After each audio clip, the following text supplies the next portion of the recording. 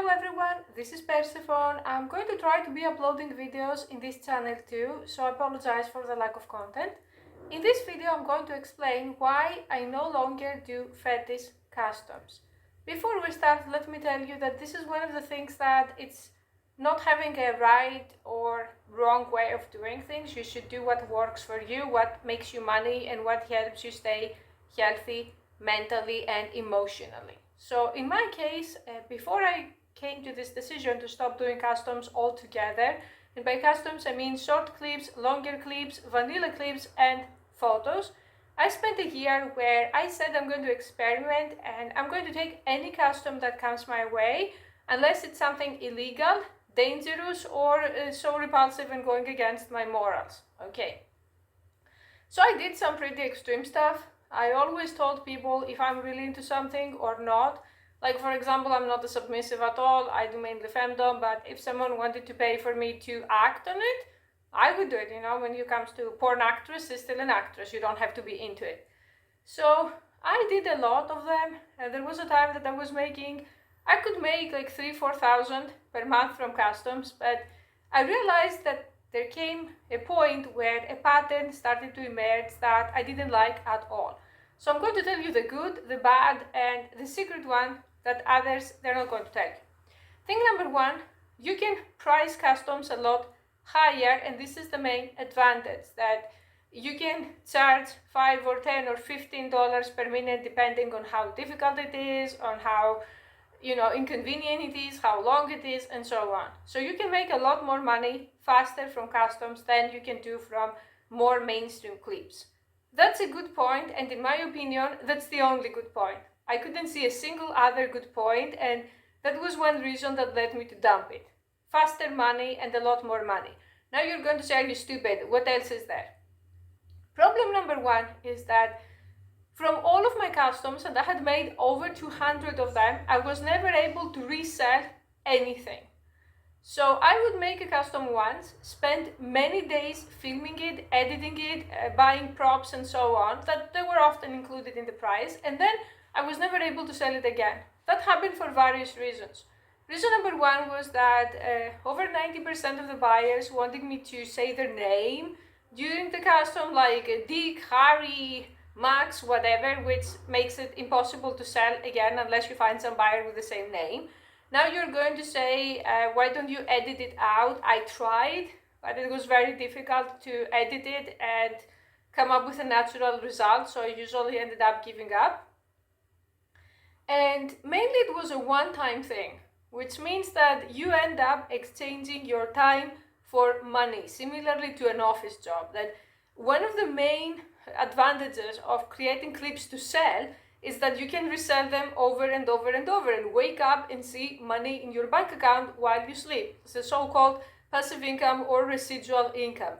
Again, this is just my personal experience. I was not able to resell any of that, and I started to hate the idea that, like, I would be in an office and I would exchange 8 hours that I'm never going to get back for a bunch of money. I would exchange 10, 15 hours for, again, time that I'm not going to get back for money.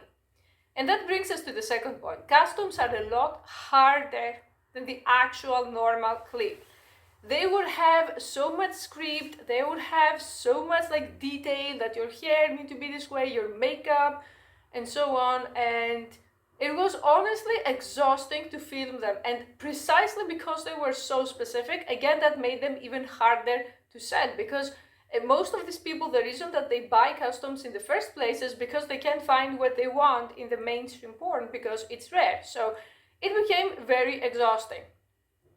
Reason number three is that there are a lot of people that I call pseudo buyers that pretty much they stroke it thinking that you're going to do the custom, and then they just leave you, and you can have conversations for 20 minutes, 30 minutes, 1 hour with someone who's pretending to be into a custom only for him to not want it afterwards, which was another way of wasting your time that you'll never get back. And there were times that this happened 2 times in a day, 3 times in a day, and I started to be very angry, thinking that, like, oh my god, you think I don't have a life? I don't have anything better to do?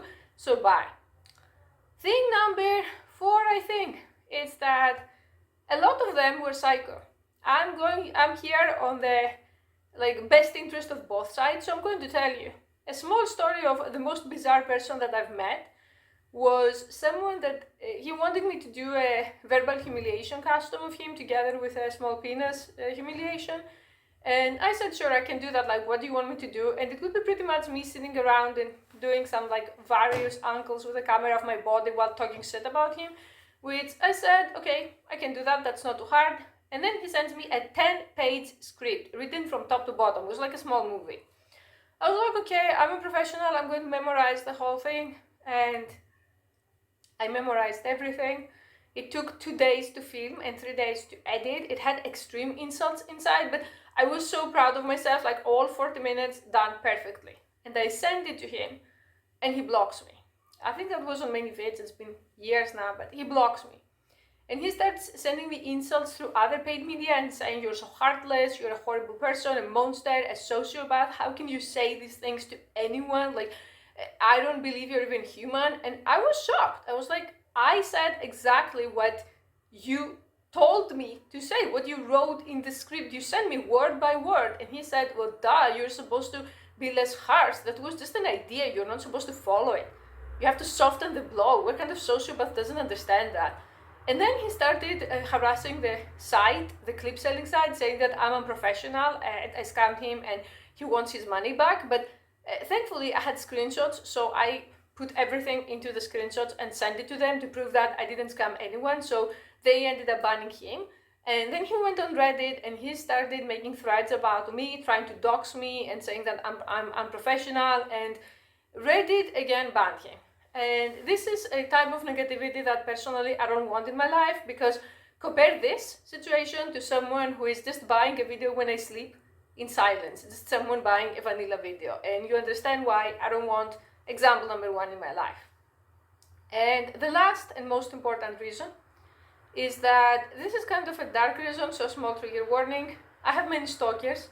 I have many people who have erotomania because of my main YouTube, or people that they got rejected and they never got over it, and because of their massive mental illness they didn't find anyone else to date or to obsess over. These people are trying to infiltrate the custom section by pretending they're a buyer and wanting a custom. So I read and did a lot of research on stalking, trying to understand, because you have to know your enemy. And they say that the first thing you need to do is to not feed the obsession. So I'm not going to make a video with, let's say, Brian's name, like random name, saying, Brian, I love you, I'm your girlfriend, I want to be with you. When I see a GFE girlfriend experience scenario, I usually know it's a stalker. Because let's say one day one of these people tries to kidnap me and rape me or kill me or worse, okay? And then when I go to the police, or he's trying to harass me, let's not go that far. When I go to the police, and this person sends to the police 20 videos where I'm saying, Brian, I'm your girlfriend and I love you, immediately it becomes so much harder to prove that you're not this person's girlfriend, you know? I want them to move on. I'm like grey rocking, giving no data as much as possible to feed their obsession. So I'm not going to make any girlfriend experience video like this that is personalized. And I can tell which people are the ones behind those requests usually, but you know, after some point, your mental energy starts to become so precious to you that there are easier ways to make money. You know, I don't have to subject myself to this mental torture and nonsense day after day. And there are also many people who ask me to have sex with my friends on camera, or with my boyfriends, or with people who are outside the industry and they don't want to do it, and they start getting pissed off when I say no, because I'm not going to pimp other people for money to creepy strangers. So after some point, there was a very sunny, bright morning where I got up and I reminded myself that I'm the boss here, that I'm self-employed, and I don't have to deal with any of that shit, and between you and me, you don't have to deal with it either. So I said, done with customs. If you want them, there are tons and tons of people on ManyVids who are great at offering them. Go there and get what you want. My shop is closed in that area. I only offer the clips that I want to make, that I script, that I essentially like, you know? And if you are in need of money, or if you want to experiment, I don't want to discourage anyone from having their own personal experience.